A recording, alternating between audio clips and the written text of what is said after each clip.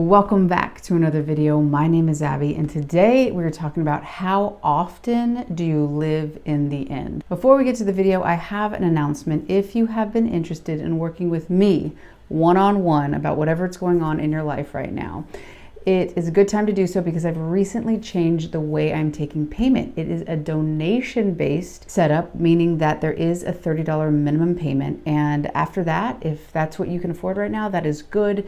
If you feel led to leave more, you can do so in the tip portion. Either way, all the information for that is below. It will not be a permanent thing. So if the link is still good, we are still live. So back to the video. How often should you or do you live in the end? Well, first, if you're not familiar with what this means, live in the end, it's from Neville Goddard. And what does it mean? It basically means whatever it is right now you want to manifest, you want to bring into your experience, right? You want to be part of your life.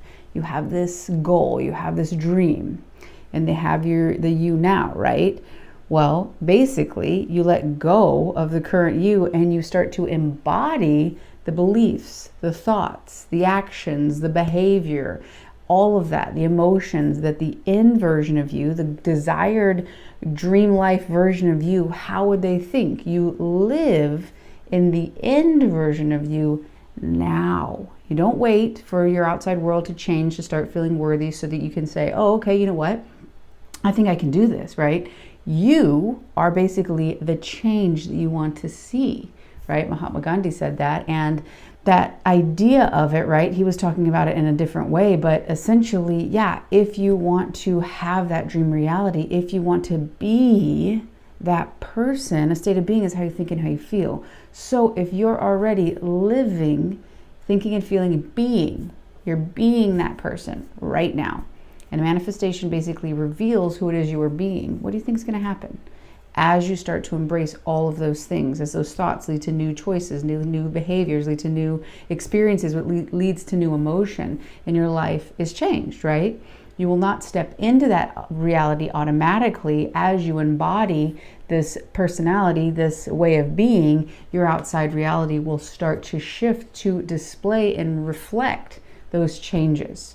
So that is basically, in a nutshell, what it means to live in the end. So now let's get to the topic of our entire video. How often should you do it?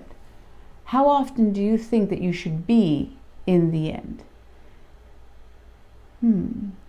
It seems that if you get a reflection of who you're being, and you're going to start being this new way of you, this new thoughts and feelings version of you, that of the end, of the desired goal, of that perfect relationship, secure relationship, of that amount of money, of that dream career, seems like you would want to be it all the time, right? Because if you're standing in front of a mirror, you're going to get a reflection, right? So if you want that reflection to be the one who has abundance, the one who has love, the one who feels so good, you would want to continually send out that cause, right? You're the origin, you're the cause, and the effect is the reflection. So continually being the version of you in the end, ad nauseum, right? Like forever, until you want to change to a different outcome, right? The only time you really don't want to live in that end anymore is when you want a different experience in your life. Maybe you're making a certain amount of money. Maybe right now you're making $50,000 and the end version of you in that idea, right, that wish fulfilled is $100,000. So then you start being it now and you start to see your world change. You start to see your beliefs change because you change them. You start to see your assumptions reflected back differently because you change them first. You are the cause, you are the start, you are the origin to the effect that you're seeing, which is the reflection, which is your outside life. Realize that you don't start thinking of that, you start becoming it. It is you, you are it. And that's why it's so easy for it to then manifest to you, because it's just revealing what you think about yourself. There's nothing magical going on here.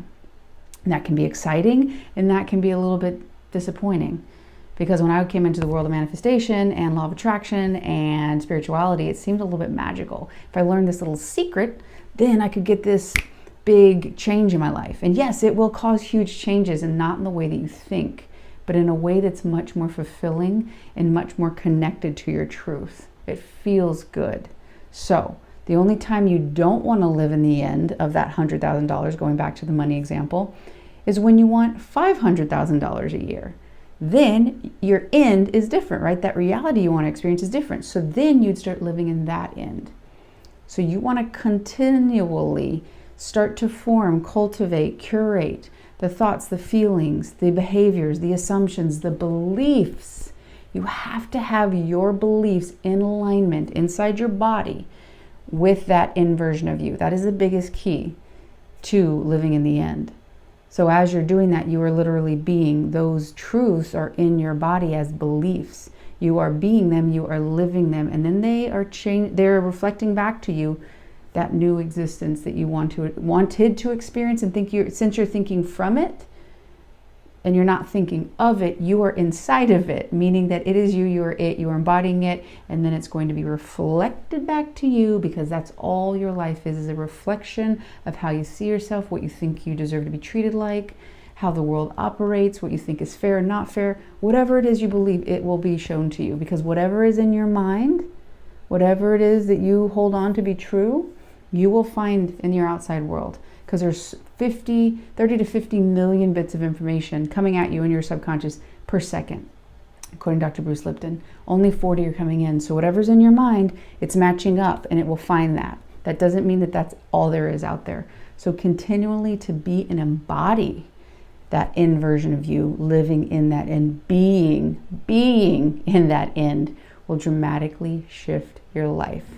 I really hope you've enjoyed this video. If you have, give this video a little thumbs up. If you haven't done so already, join this community. We would love to have you. I love y'all, and I'll see you on the next one.